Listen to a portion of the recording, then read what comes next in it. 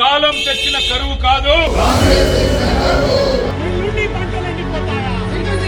తెలంగాణ అసెంబ్లీలో బడ్జెట్ ని ప్రవేశపెట్టారు మంత్రి భట్టి విక్రమార్క.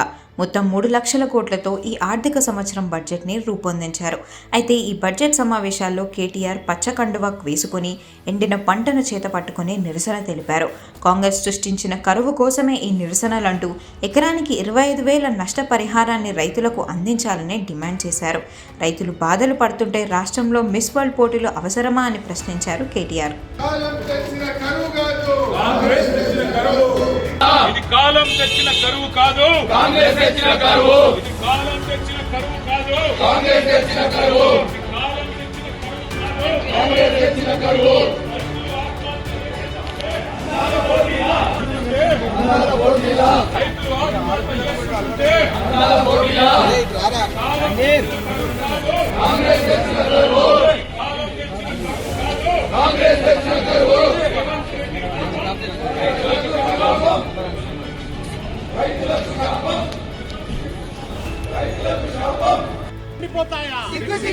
వర్షం ఉండి కూడా నీళ్లు పంటలు ఎండిపోతాయా?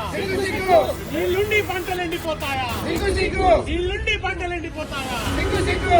కాంగ్రెస్ పాపం, కాంగ్రెస్ పాపం, కాంగ్రెస్ పాపం, కాంగ్రెస్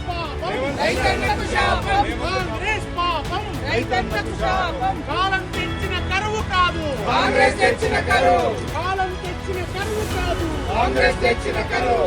కాలం తెచ్చిన కరువు కాదు, కాంగ్రెస్ తెచ్చిన కరువు. కాలం తెచ్చిన కరువు కాదు, కాంగ్రెస్ తెచ్చిన కరువు. రేవంత్ పాపం, రైతన్నకు